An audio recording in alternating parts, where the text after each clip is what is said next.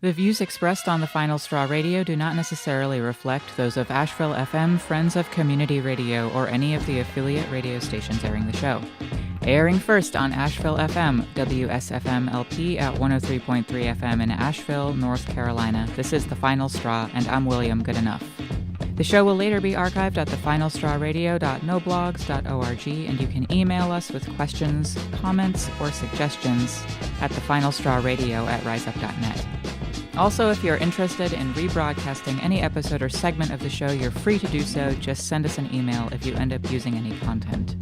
If you care to, you can send us letters at our new address, which is The Final Straw Radio, P.O. Box 6004, Asheville, North Carolina 28816. The show is brought to you by Firestorm Books and Coffee. Located at 610 Haywood Road, Firestorm Books and Coffee is a worker-owned cooperative in Asheville specializing in offbeat, underground, and independent literature. You can find a sample of Firestorm's catalog of books and zines, plus a full calendar of events at their website, firestorm.coop. This week on the Final Straw Radio, we're sharing an interview with two members of Rural Organizing and Resilience, or ROAR, an anti-racist and mutual aid organization that's based in Madison County, North Carolina. Madison County is just north of Asheville and very Appalachian, with a small population that's sparsely populated in remote hollers and small towns. For the hour, Matt and Janet talk about the anti-racist organizing, community efforts, misconceptions about rural people, and Appalachians in particular, radical history, harm reduction, and material outreach efforts ongoing in western North Carolina. You can find out more about their project and contact them via their website, ruralorganizing.wordpress.com. We're a proud member of the Channel Zero Network of Anarchist podcasts, and here's a jingle from another member of CZN. We are at war! The Soulcast is a twice-a-month anarchist podcast hosted by North American rap artist Soul. It's a podcast about revolutionary politics from an anarchist perspective. Every month I interview academics, journalists, revolutionaries, quote-unquote activists, artists, musicians, and really anything that I find interesting. I never got to go to college, so this is, I guess, is my cheat sheet. So anybody who wants to learn, you can learn with me. Subscribe in iTunes at tinyurl.com/Soulcast and check it out on the Channel Zero Podcast Network. We are at war! Also, BRABC's monthly showing of the Trouble mini-doc continues this Friday, the 7th, with an episode on radical approaches to mental wellness. This will also happen at Firestorm Books, 610 Haywood Road. You can check out all of the Troubles up at sub.media. This is the last episode of the season, and they put out a special request for support. So check out the other stuff on their site while you're there.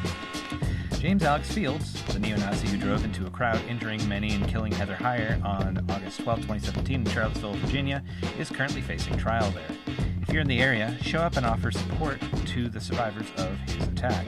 Also, you can keep up on the trial by following @SocialistDogMom on Twitter, or listen to their very compact podcast on the subject that we'll link to in our show notes. 9 p.m. Monday, December 17th at the Crow and Quill, the Asheville Service Workers Assembly will host a Service Workers Night with the Carolina Catskins. Come on out and meet your fellow service workers. They're hoping to create a space where folks can hang out and discuss shared struggle in a service work-dependent economy in a town that exploits us. And now a few prisoner updates. Jeremy Hammond, anarchist hacker behind bars for the Stratfor Hack, has been placed in solitary confinement and is facing transfer for a supposed altercation with the guard.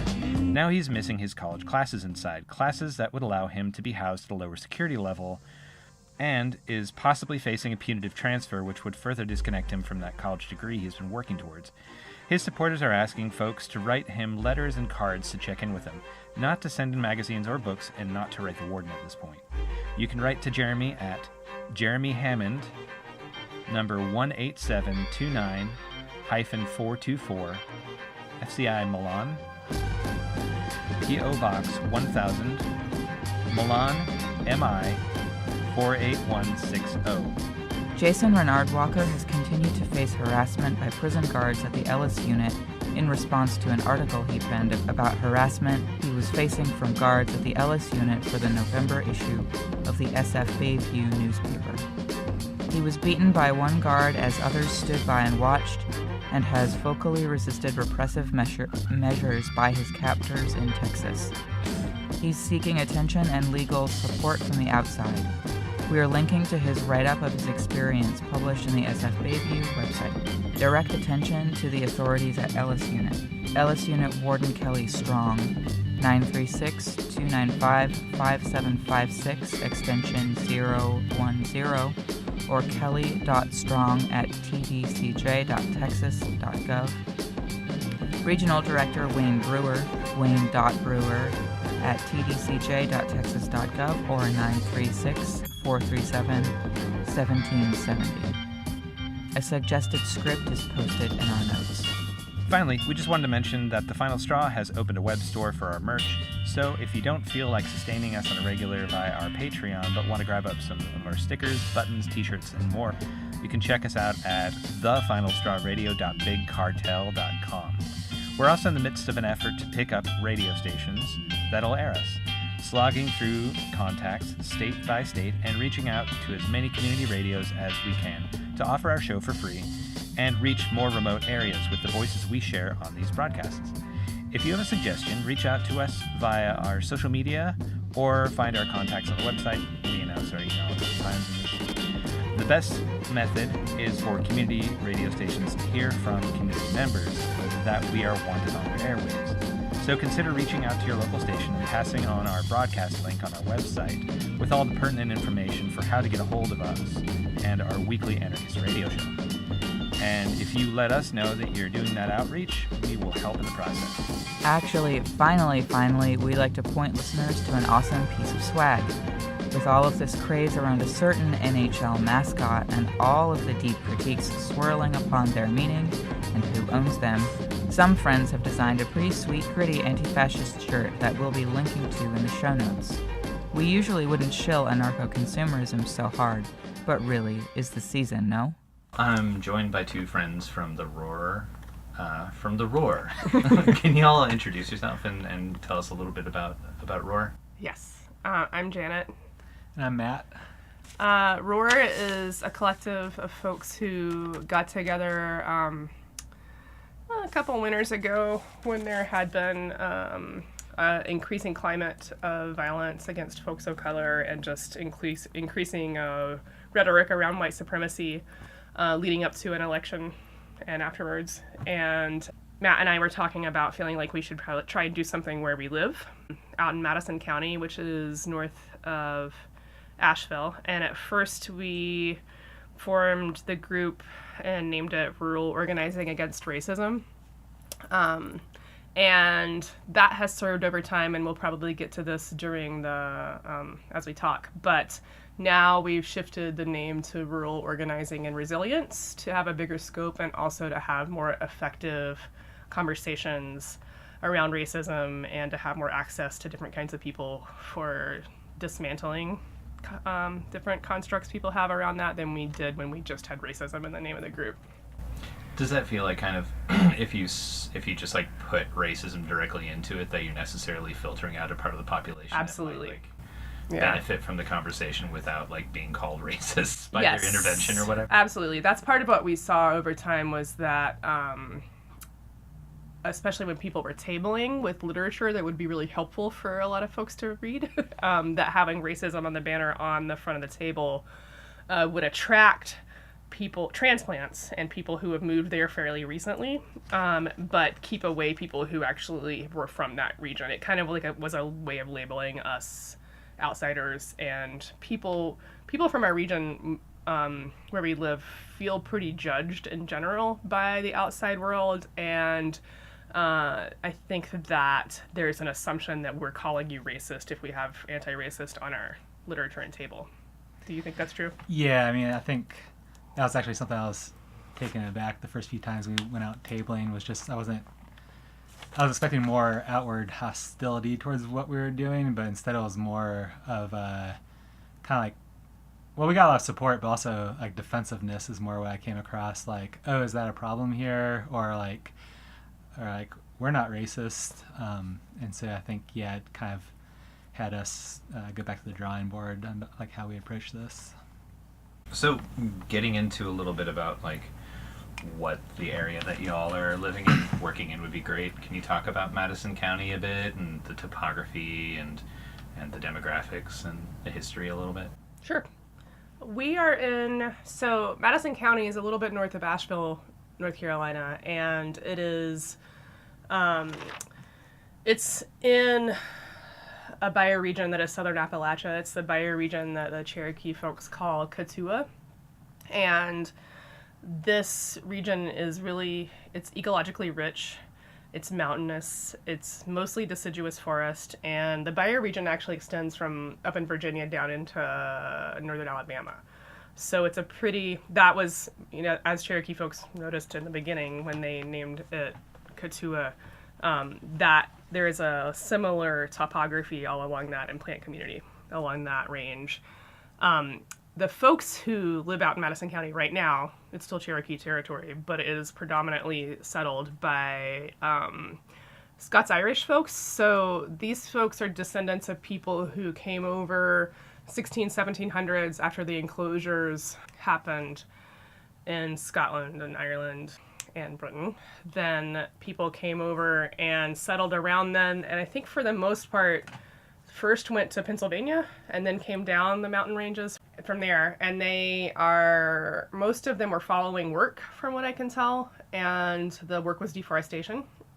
So a lot of these folks would come down as the logging companies would move and settle where once the place was deforested and the resources were extracted by the companies, then these people would often be given the chance to buy a little piece of land that had already had its resources taken away. And so a lot of my neighbors and folks that live in the hollers up in the county in general have been there for anywhere from 6 to 10 generations. And they were able to purchase a little bit of land and have stayed there for that amount of time. And also, the county is fairly hard to get to, or is less accessible than a lot of places, and it's also not, because it's really mountainous, it is not a place where agriculture on a mass scale is very available.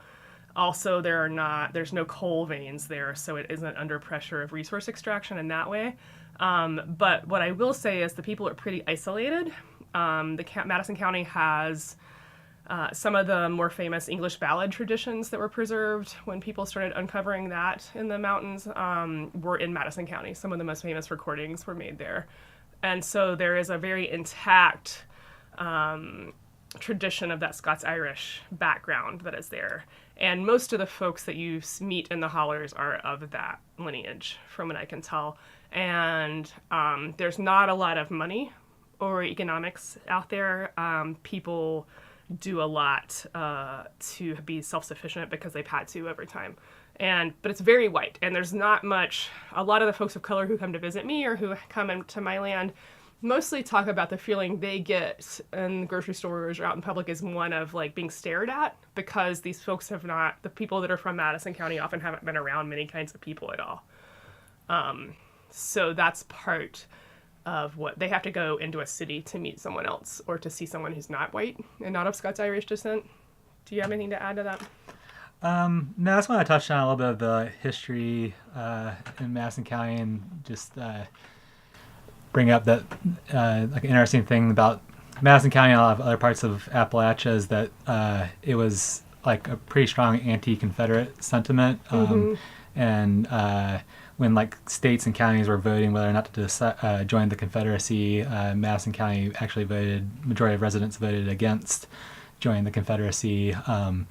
And at that meeting where they voted, the sheriff, who was pro-Confederate, opened fire on the crowd, and people returned fire and killed the sheriff. So when the Confederacy did kind of roll into Madison County, it was by a lot of people it was viewed as an occupying army, and there was actually a kind of homegrown insurgency against the Confederate army there that led to a pretty infamous situation called the Shelton Laurel Massacre, where basically a group of folks raided the Confederate storehouses in Marshall to to get salt and other supplies, and in retaliation, the Confederate Army came out and to Shelton Laurel, which is in the northwest corner of Madison County, and rounded up every man and boy and they could find and killed them all without trial.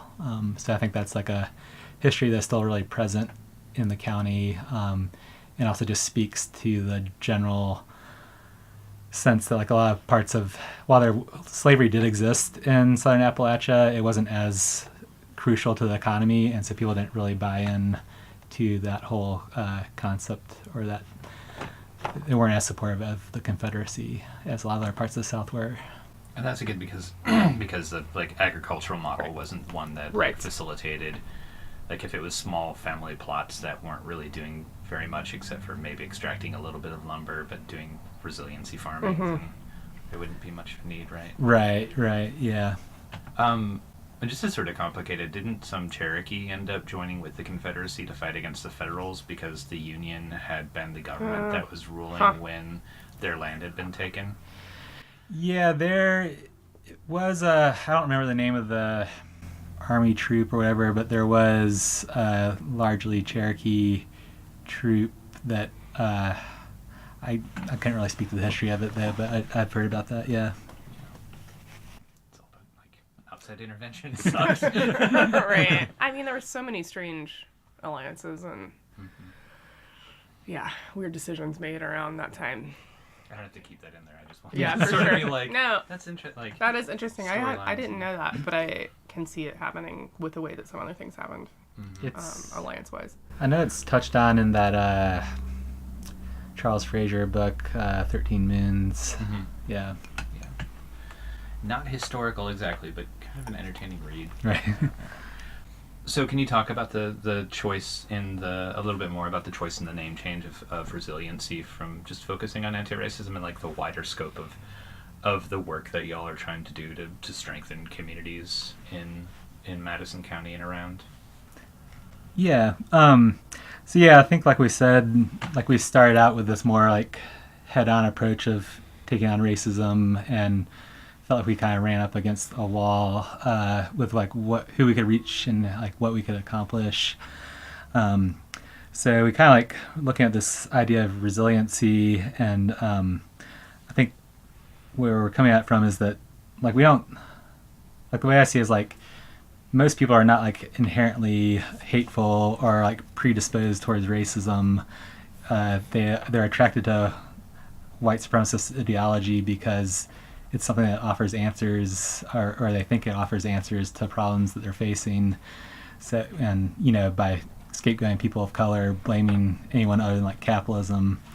So we kind of felt like we need to like really like attack white supremacy. We need to be kind of speaking to people on that same level and meeting those needs that white supremacy claims to meet. So that really brought us towards a lot of mutual aid programs, making sure that people have access to food and clothing, firewood, and I think also just the idea of resiliency. Like we need to be providing people, our community, with a positive vision of, you know, what life can look like.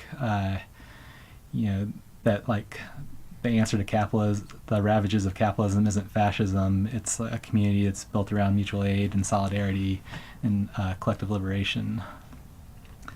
I think also like a thing that really feeds into a lot of makes people attracted to something like white nationalism is like the feeling of scarcity, and like scarcity like really kind of brings up fear for a lot of people, and fear is like the best friend of fascism. And so I think if what we're trying to do is like show people the abundance of what we have in our community, and if we are able to like share resources and really help each other out, then there isn't a need for that feeling of scarcity. And then I think another thing, it's a little bit more abstract, but kind of fits into the concept of scarcity, is people need to like have people have a need to feel proud, and they need to have some sense of an identity, like that's just a natural human thing.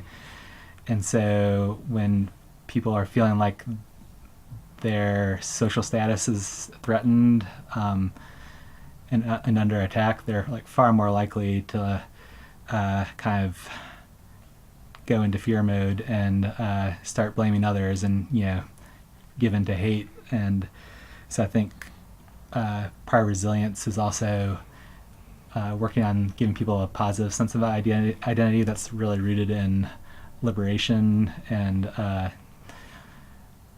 collective liberation rather than white supremacy. Do you have anything to add to that? The only thing I would add is that part of what I see as potential in shifting the framework to being around resilience and resource sharing is that the folks that live out in the county and that have been there for many generations already have an amazing amount of skill and numerous kinds of skills at living autonomously, because they've often not had very much money. They've had very little support from the government and or any other outside influences at all. And so they are used to resource sharing for survival and already have that as an ethic in a lot of places, especially the place where I live, because it's one of the most far out and hard to get to and isolated parts of the county. And what I will say is, having moved there, I don't know, it's been a really long time now, almost 20 years ago, people have... I was able to see, even after like so much time in radical community, I was able to see like this really living ethic of mutual aid already existing there. Because if someone on my road have a heart attack or has a health problem, they will people go to their house, split a few cords of wood so they can make it through the winter, fill their freezer with deer meat, and fill the place with canned goods. And so when we bring up resource sharing, it's already an ethic that rhymes with what people are used to and have cultivated over time to survive. And so it's, in my way, also a way, when I think about this, it's more about joining the flow that is already there and speaking a language people get rather than introducing a concept. And so I like to think of it as us trying to talk about expanding what that looks like past our own communities and to go across to different kinds of people. So it's partially to like translating the work to be about a bigger picture than just your neighbors, you know? So. For sure. Yeah, I think another thing that like why resiliency is so important is that I think in rural areas, like there really is a lot of like, can be a lot of despair and just feeling like there's a lack of opportunities because of just like the complete economic abandonment of those areas, you know. So it can be hard to find a job. It can be hard to access basic like social services because everything's so spread out. If you don't have a car, you're like pretty screwed. And so I think, like Janet was saying, there is still a lot of abundance in the community, especially because a lot of people are so connected to the land and have access to the land. So like, yeah, might not have a lot of money, but can cut up a few cords of firewood or shoot a couple deer to make sure someone has food to get through the winter. So really tapping into those traditions and raising that up as like we have a lot going for us in this community, and even though the government or society at large doesn't give much help to rural communities, we can meet our needs with what we have here. And acknowledging that we can be proud of that, and that, tapping into that part too, because the folks out there are proud of the fact that they can take care of their own needs, and they absolutely feel, sort of like that the sense of pride is real, and they know that they have something other people don't have always, which is the ability to meet those needs, For sure. Yeah, just for example, like I know after the 2008 economic crash, I saw a lot more gardens going in people's yards and I think it was probably something that they had grown up doing, then they kind of like gradually shifted away from that, and then when the time came that they needed it, they knew they could fall back on that, and I thought that was like an interesting, like, I just noticed a lot of gardens popping up all of a sudden. This is kind of a little bit of digging with the question.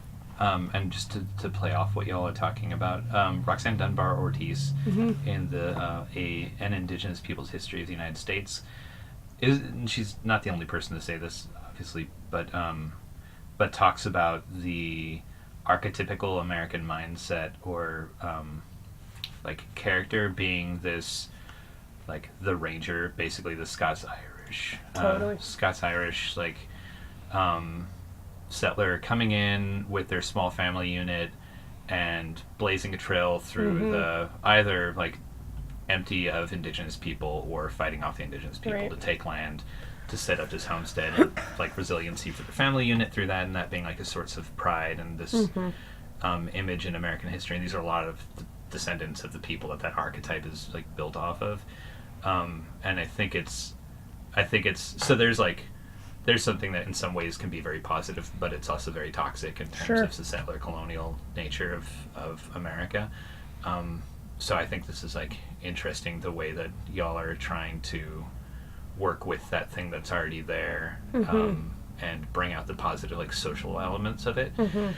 Can you talk a little bit about like alongside of this effort, or in parallel to this effort, how like churches serve as a community base in a lot of the communities, or like what other sort of like pantries or other sort of like social like caregiving establishments are around, and how y'all model yourself around what folks are providing for themselves already in those ways?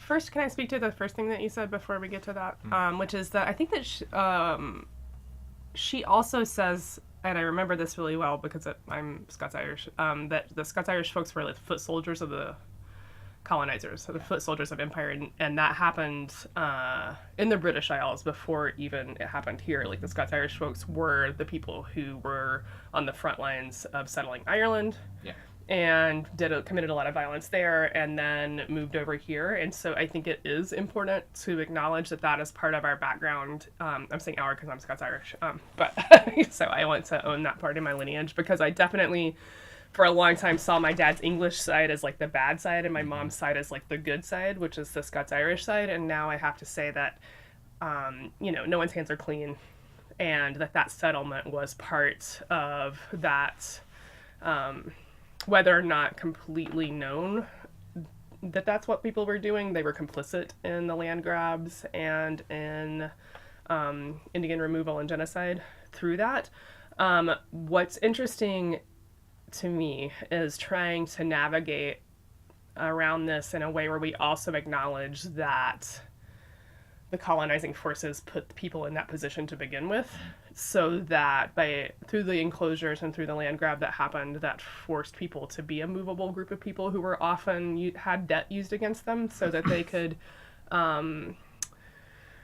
be moved like pawns in this land war, in this occupation. And so that history, which probably feels very far away for my neighbors, and they may not even know it, is still in there, because that point of pride, which is what we were talking about, is very much this archetype that is used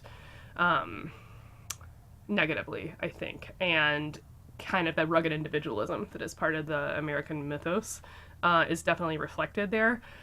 So what I think is interesting is what I think people do not acknowledge as much is how much there is a very thick community network, and people help each other, and the nuclear family to me feels less of an important isolated group than it did where I grew up, which was much more suburban.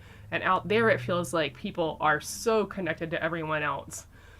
Everyone knows each other's business, everyone helps each other out all up and down the road in the holler where I live, and it feels to me much more extended family style in the way that I'm used to being around in more like immigrant communities, or even around folks of color. It feels more like feeling like there are these like Scots-Irish folks, for whatever it's worth, have now, because of many generations of subsistence living and having to survive, are much more interconnected. And I think that the idea of the isolated like homesteader family is not something I really see reflected in the county out there.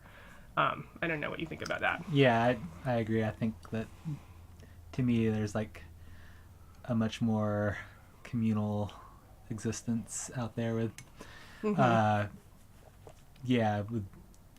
it's not like these isolated family units. It's like extended families and or community. And I see a lot of like families treating non-blood family as family. Totally, just in the yeah. way people help each other out and work together on stuff. And, like a lot of informal adoption, like raising each other's kids, like yeah. things like where that you do not see as much in like middle class suburban life, you know, and the white archetype of what white family life looks like, nuclear family style here, I don't really see out in the rural areas of the county where we live, in the mountain life, personally. But as an aside, now to the second part of your question is the that, because I do think about that a lot, and how do we work within that, given that that is also used to keep people isolated and apart. I think it's to acknowledge the community, and churches are really vital to that there. They definitely are a place. There's a big food giveaway weekly at the church near my house. I don't know if you knew that or not. It's pretty wild because it's far away. But they, the churches are very much a place where people meet for community, but also get resources. And I don't know, we definitely are open to working with some of them. Depends on the place. Yeah. I mean, I think I kind of feel like you can't really be involved in any sort of like community organizing, and especially in a rural area, and not try and just avoid working with the churches, regardless of how you feel towards Christianity or organized faith. Like, they're just a pretty crucial role, and in a lot of ways, like religion aside, like they're pretty good models for like alternative infrastructure of like meeting the needs of people. Like, you know, they provide a gathering place. A lot of them will have an industrial kitchen, and they act as food pantries. You know, it's a community of folks that will gather up money for someone to cover their health bills or whatever. So yeah, they're definitely a huge part of the community, and we're in conversation with a few churches that more align with our values to talk about doing a monthly free meal in Marshall, for example, and also in contact with some of them about, you know, maybe they can point us to folks that are in need of some firewood, because that's something else we're working on, is getting firewood to folks that are having trouble heating their homes this winter. Yeah.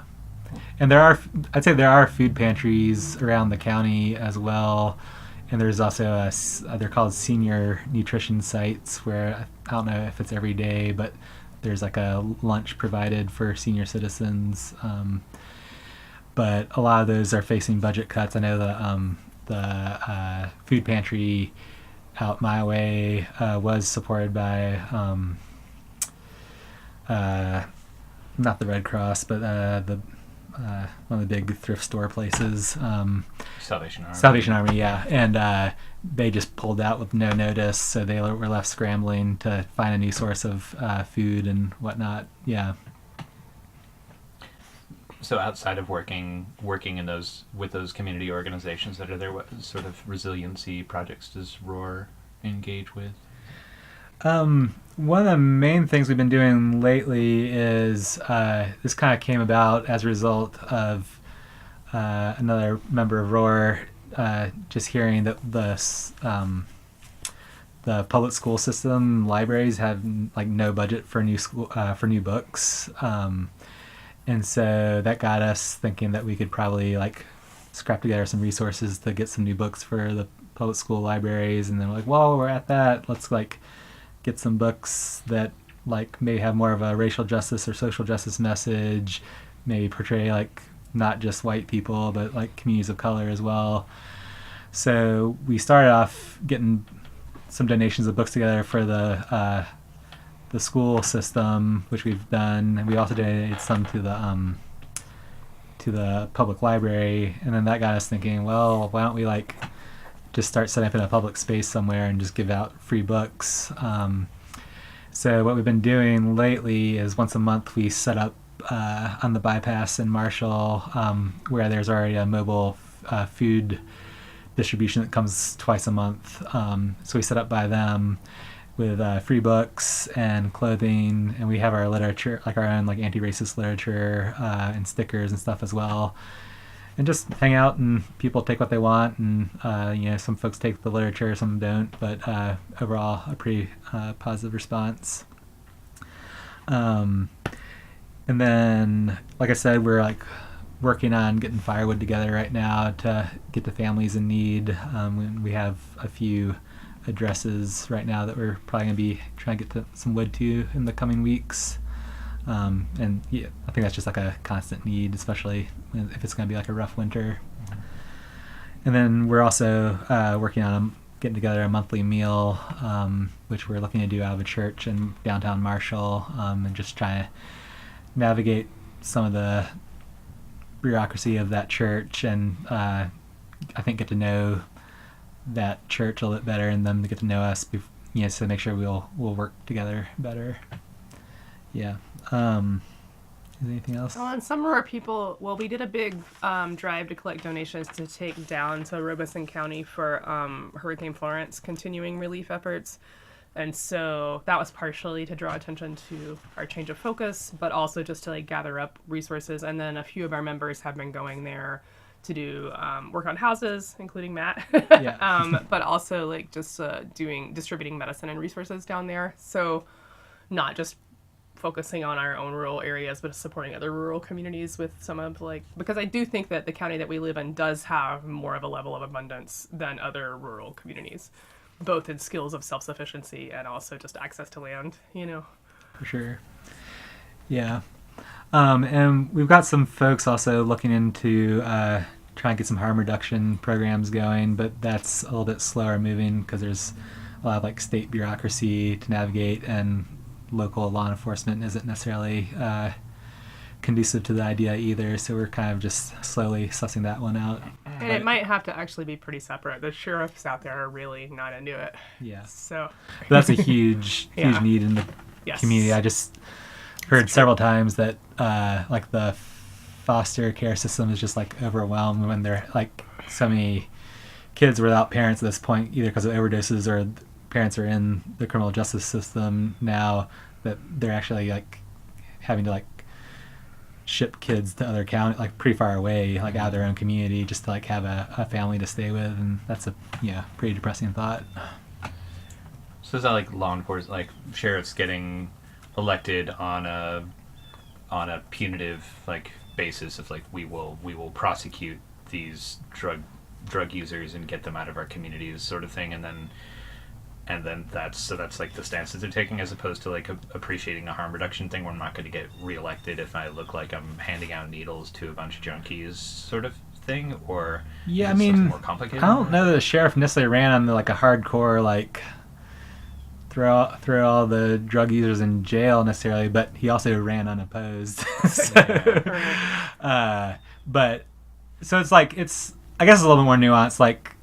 All the sheriff's deputies, from my understanding, carry Narcan, overdose reversal drug, but the sheriff himself has said that a needle exchange would not happen in Madison County under his watch, and that anyone that tried it would be arrested. Don't know if he could actually do that because it's legal by the state, but you never know. It's an interesting combination of people, and Madison County has a serious opioid problem, and a lot of churches have Narcan. There's signs that they carry Narcan, and you can get it there, but you're probably not just getting the Narcan when you go to the church. You're probably getting Jesus too. You might get some other things. Yeah, you can pick up some other ideas there as well. But so there's this conception that it's people understand that it's happening and that it needs to be help, but there is. And from what I've understood from the Steady Collective in Buncombe County is that a lot, maybe half the people they work with come from Madison County. Damn.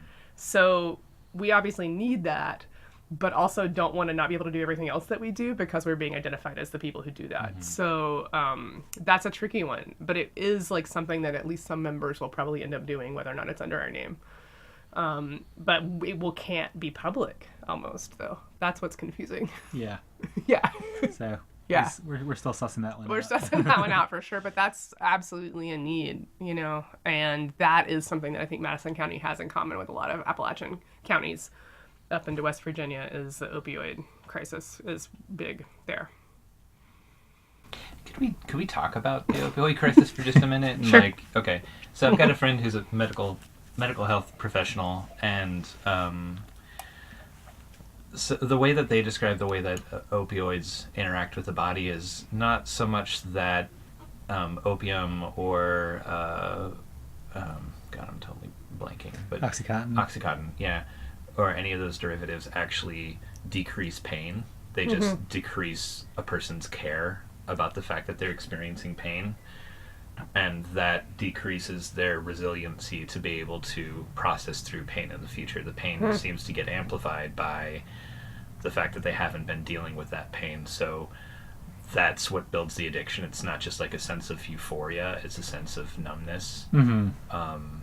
So with the over prescribing of opioids over the years through the medical industry as an actual painkiller or a pain reducer, that it's like built up this market for people needing to sustain themselves when they have this actual material need. Like their nerve endings are more sensitive than they were when they started down this road, and they might have had a back injury at work or a sports injury or whatever.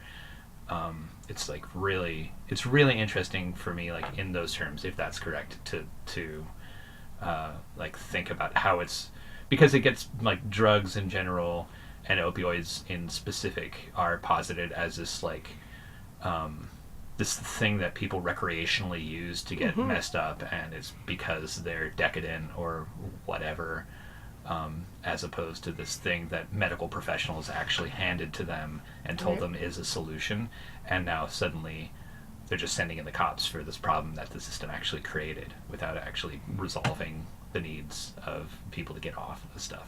Right. Yeah. That's a total like broad brush painting of it, but No, I mean, I had a friend that was given, I don't know if it was Oxycontin, but some opiate after surgery. He only took it for 3 days, and he said he was experienced withdrawal just after 3 days of taking that, So if you think about, like, if you're taking it more long term, the addiction that, like, you can get stuck with, it's just, yeah, it's crazy. The pain of like the absence of the medicine is sometimes greater than the pain that you originally got it for. That is absolutely something I've seen in my own life, and that's a tough one to get around. I think that numbness is part of what you're seeking. I will say that I think it might start with some euphoria, but that after not much time, it's more about maintenance of keeping the bad feeling away. Is what I've noticed. From folks that I've worked with, but that I definitely I think there is a little bit of the one, but over time it feels like more the numbing influence that you're getting. And there's definitely, what I've seen out in the county that we live in is that people even see people carrying Narcan as meaning you're bringing hard drugs into our county. And so there was like a busted sex trafficking ring. those are air quotes. Air quotes just happened. There was a busted sex trafficking ring where some of the sex workers had Narcan on them, like multiple items of Narcan, whatever, what do they call it? Multiple injection things of Narcan, and the sheriff took that to mean you're bringing drugs into the county rather than someone is using these people with abuse issues to get money, get people's social security checks from them. So like instead of seeing it as like a need or some kind of strategy where there were people who maybe weren't even making the decisions on their own. I think if you're taking to a job site and you're a sex worker and you think you might need 2 different things of Narcan, then probably you've got a pretty serious habit, right? And so I say all that just to say that like what the sheriff's response to that was, you're bringing heroin into my county and that's messed up, not this is part of a bigger story. And who is working with you guys, because there was clearly someone organizing all of these workers to come in. I don't know, it was an interesting story. You have to kind of read through the lines when the people talk in the paper about these things. But generally, if someone has Narcan on it, that means you're bringing in narcotics. It's seen that way rather than a harm reduction idea. Yeah. From what I've seen. The way that Appalachia is often talked about in the national media landscape as being Trump country, and Appalachia is also expressed as being a highly conservative, like reactionary part of the country. This is actually like one of the reasons that things like when the TWP existed, it like tried to resettle its headquarters into Appalachia to have the this independent white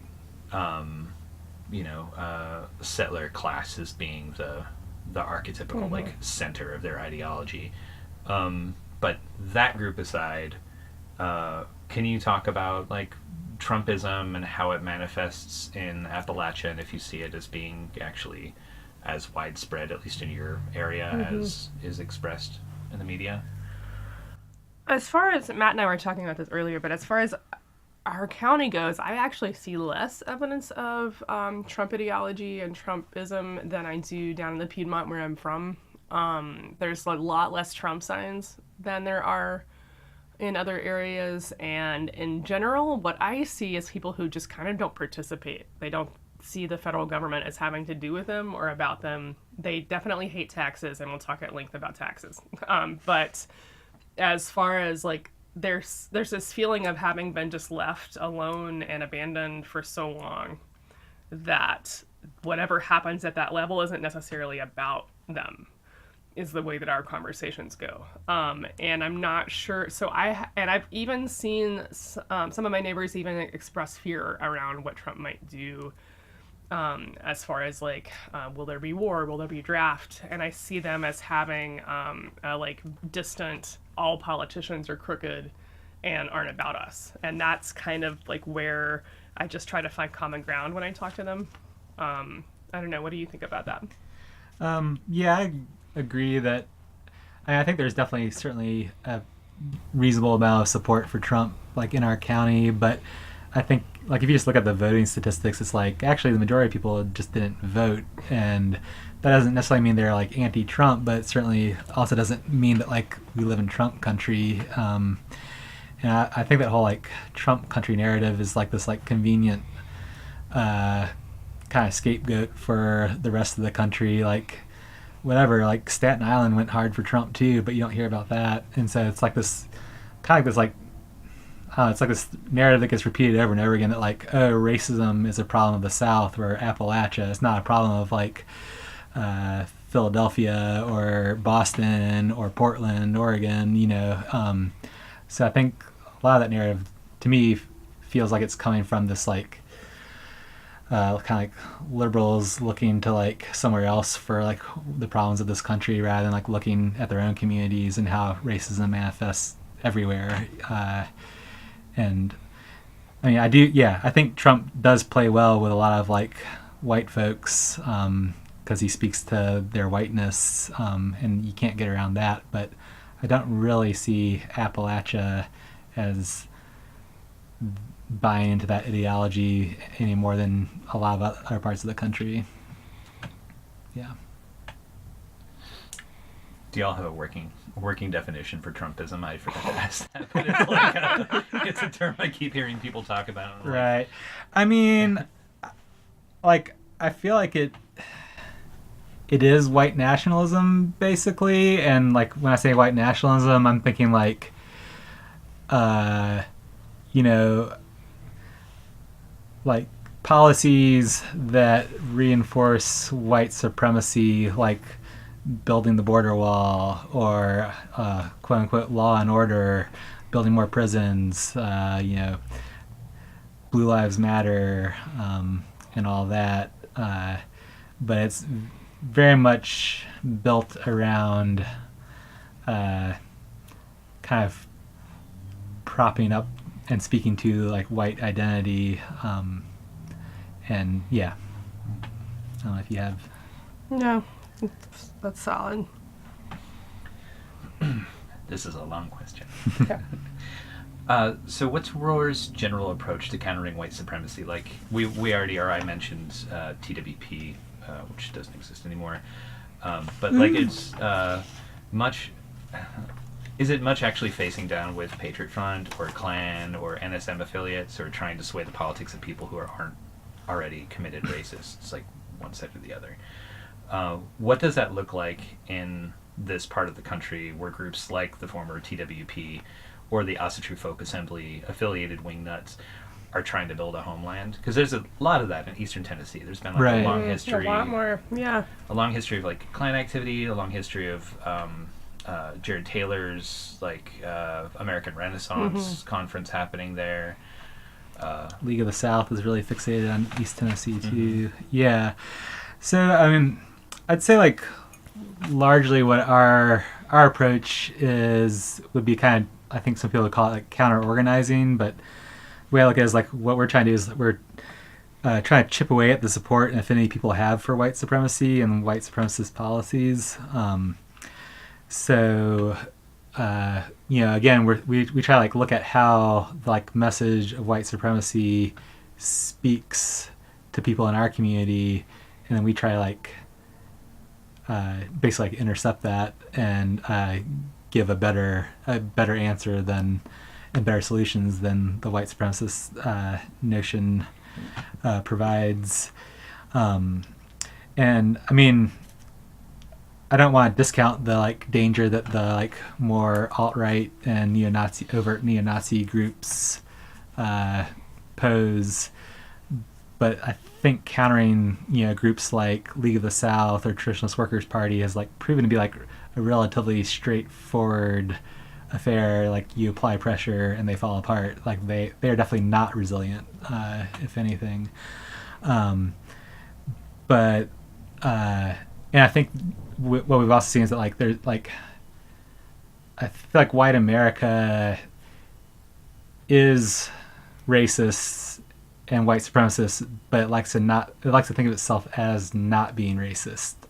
And so that's why like these overt racist groups can't really get off the ground in part. So to me the challenge is like, how do you erode the support for things like the border wall or militarization of police or building more prisons? Like those are the things that like Trump is saying like white people will benefit, you'll get ahead by supporting these policies will somehow position you better in the society. And so what we're trying to do is interrupt that narrative and show that no, that's not what's getting us ahead. Like working in solidarity with communities of color and fighting against those in power, the rich and powerful, is what's going to get us ahead. So a lot of what we're doing is trying more on the like outreach and education level, and just trying to be out in our community. So I think a big part of what we've been trying to do is like really be conscientious of like not considering any like quote unquote territory to be off, hands off or like a no-go area for us to try to organize in. That like we really want to be in like community spaces where you wouldn't necessarily find an anti-racist message. So we'll table at the Mars Hill Heritage Festival, which is just like the town festival there. We participate in a big parade that happens in Marshall every year and hand out our stickers that say "Y'all means all" and hand out anti-racist flyers. So I think that's like a really big part of what we feel is important, is to like go to those areas where there might not be like a message coming from like a collective liberation angle, which I think a lot of the left fails to do. And I think also we've been like really intentional with our language in creating literature and propaganda, that we use language that doesn't alienate people. It doesn't shut down conversation. It opens up a conversation. It's like a fine line of knowing like how soft you go without like losing your message. But I think we have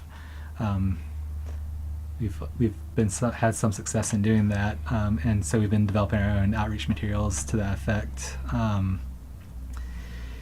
And so I think a lot of that, again, I touched on it earlier, but really like tapping into like the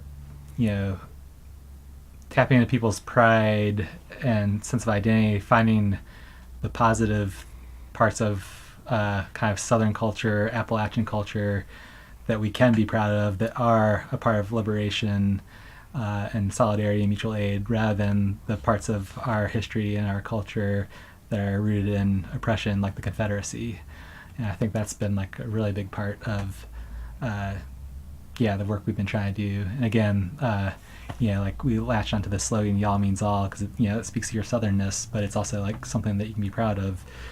And we have another example is like we have try to have a monthly column called the Southern People's History, where we dig up a little like interesting history from somewhere in the South that's could be like an example of rad labor organizing that happened or an anti-Confederate insurgency, to show that there are like countless positive examples of people in the South fighting on the side of liberation rather than on the side of the plantation owners. So I think that's a huge part of what we've been trying to do. I also want to say like we've been talking a lot about like counter organizing and like working with white communities and making sure that giving some folks an option other than fascism, white supremacy to buy into. But I think it's also still important for us to be supporting communities of color in the South and Appalachia, and that's like a huge problem with the narrative around Appalachia, is that it's this all-white place, and there's just like a repeated erasure of communities of color in Appalachia. I saw that has straight up happened through ethnic cleansing, but a lot of that is just the mainstream narrative has erased them even they're still here. So we've tried to do some support work with communities of color here in Southern Appalachia. Last year we did a fundraiser that raised $500 for kind of informal health clinic down in Cherokee, as a way to show support for the Native community here. And then this spring we did a pretty successful fundraiser for the Black Mamas bailout. We did a bailout barbecue in Marshall that raised $2,000 for the effort in Asheville. And so I think that's our way of, while we live in a very white county, it's our way of trying to like stay connected and show that we're in struggle with communities of color. And also like a form of reparations. Right. Yeah. So, I mean, I think that is a really vital to acknowledge as part of the work, is that we need to be actually ourselves redistributing resources, I want to add to what Matt said about the education part, and it's that, like, as he mentioned earlier with the history of the place that we live, like, this was a place that was against the Confederacy, that understood that to be a rich plantation owners' war that had nothing to do with the mountain people. Yet some of the same people who will go yearly, there's the Shelton Laurel Massacre is one in which is one that people still have a memorial for every year and travel up into the mountains on their four-wheelers to go to the place where it happened and to honor the people who were slaughtered then. And some of those same people will have Confederate flags on their cars. And so part of because they identified with that narrative at a certain point as like underdogs, as the South was demonized and considered racist and backwards over time. And not that it wasn't, but it's true what Matt says about there being a level of self-deception around racism within the rest of the country, that we are trying to remind people through education that that they're from a lineage of people who resisted that narrative, who saw themselves as outside of systematic racism in the way that they were separate from the plantation system and fighting against that force. And so it's partially about reminding people of what their own history is and and how their identity has been constructed since then to turn them against other kinds of people. And part of it is educating around the way that race is used to divide people and to control them. And so a lot of the literature that we put out is around that, and I don't know how that does with people who are actually from there, because I mostly see people pick it up who moved here recently. Mm-hmm. But part of what we want to do is remind people that we live in a place that has been resisting white supremacy for a long time, and to get people tapped back into that their ancestors were probably part of. But it's hard work because the labeling and propaganda around white identity has been really successful in this region, Sure. I think I'll just add that, like, I think in all our work, we're, like, really conscientious of, like, whatever we do, we're, like, trying to, like, bring people together and break isolation. So, like, when we did that bailout barbecue, at first we were planning on doing it like in a bar in the evening, and then, like another member in Aurora was like, why don't we do it like more like family style, like on the island barbecue, and like we'll bring out so many more people. And that to me like really illustrated like the power of being conscientious of like how we do our events, because like bringing people together and out of their isolation, I think, is a huge part of the work we're trying to do, especially like doing that in a framework that is rooted in anti-racism and mutual aid, solidarity. I think is something that we try to like really stay focused on. That's awesome. So I guess the last question that I have for y'all is, does ROAR affiliate with any networks, or does it consider itself anti-fascist or express itself as anti-fascist? And has that, or has the assumed affiliation by folks that you're interacting with of being like, oh, those are a bunch of Antifa or whatever, like that are handing out these pamphlets, has that conversation happened very much, and has that like impacted sort of relationships, or have you seen conversations change because of that?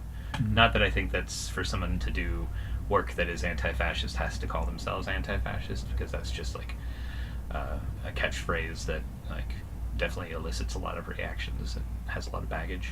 Right.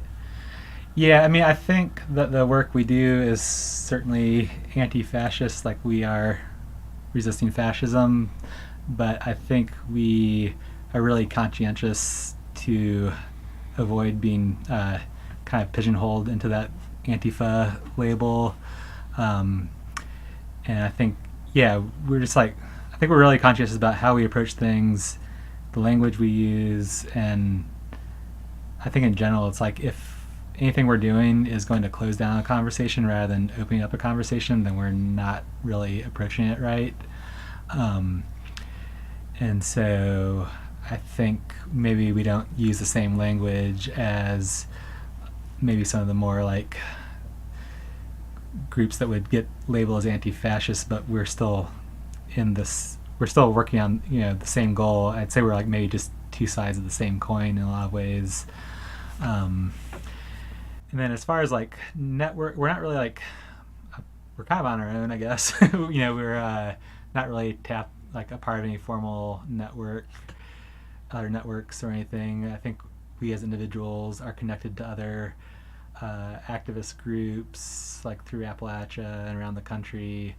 But by and large, we kind of just started from scratch and have made it up as we've gone along, and not really actually found that many other groups doing what we've been doing. I feel like in a lot of ways we've been going alone just here in our county. I don't know if you have anything else to add. I would just add that I think that there are individuals who definitely are in more within the group that are part of anti-fascist organizing in other groups, which is kind of what Matt alluded to. But as far as like what our work in the county, this is a community that is like really suspicious of outsiders. As I mentioned earlier, like really used to being labeled and judged and talked down to. In some ways, like hillbillies and rednecks are like the groups that are nationally recognized as okay scapegoats for making fun of and mocking. There's a language barrier. A lot of people from out of town can't even understand a lot of my neighbors because the accent is really thick. But what I will say is there's class shame that's pretty intense that you'll come across, and the assumption that outsiders are going to come in, want to change you, call you names, and make assumptions about you before having talked to you. That is the way that my neighbors see outsiders. And so the more signifiers that we have that we are outsiders, we already identified as transplants from the beginning of people seeing us, but also if we were more actively embracing any form of radical identity in the way that we dress or in the way that we present and talk to people, I think it would be a huge barrier to actually being able to work together with different kinds of communities and create the networks of mutual aid and support that we're trying to create to get to have the conversations where we actually shift consciousness around this stuff. And so I personally am very conscious of like how many like markers I'm bringing to my conversations, so that it's like if we came into this talking about white privilege to people that are as broke as my neighbors, they're not even going to understand what I'm talking about. Like the conversation has to be really different and meet people where they're at, where they're pretty marginalized, they're pretty broke, and they're used to being looked down on. And so I think that we have taken care to try and speak with more compassion and speak from a place with shared language, less that instead of bringing in like whatever that work might look like in a more urban setting. Mm-hmm. Yeah, and I don't know. I think we're pretty fortunate that we don't have any like openly organizing neo-Nazi groups or white supremacist groups in our county. So I don't know what that would look like if we were. That's true. If we did, dealing with that. I will say, like, last year after Charlottesville, we felt like we needed to organize a response to those awful events there. So we organized a vigil. We called it the Vigil for Victims of Racist Violence, and we're just like, man, we gotta do something, and who knows how this is going to turn out, but let's just do it because we got to do something. So we organized the vigil, and I was like, maybe 10 or 15 people come out. Hopefully we don't get our asses whooped. We'll just see what happens. And I was like, I think it was like one of my proudest moments so far with Roar is like 100 people came out. This is like, I've not seen a protest ever in Madison County. I've lived there for almost 15 years. And, I think it did show me that there is support for the work we're doing, and even if it delves more into that kind of like head-on confronting of white supremacy. Yeah.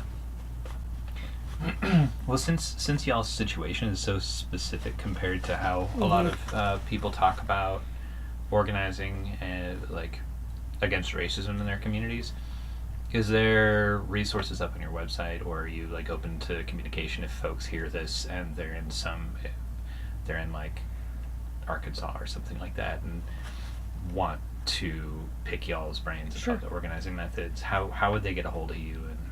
And you can definitely. I think we have all our zines up on our website, which is ruralorganizing.wordpress.com.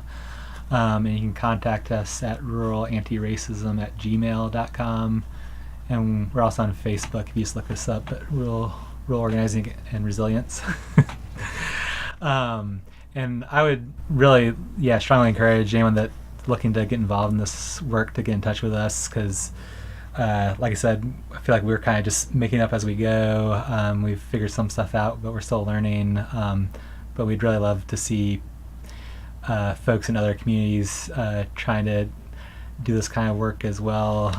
Because we're just really focused on one county basically, and there's just so much more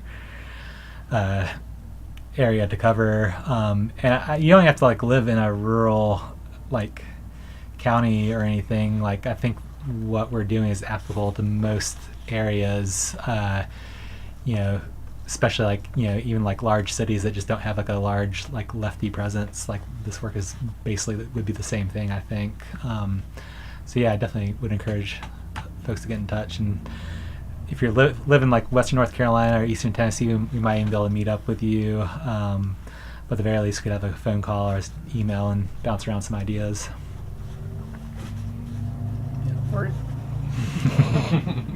Thank you both for having this chat. I really appreciate it. Yeah, thank you for having us.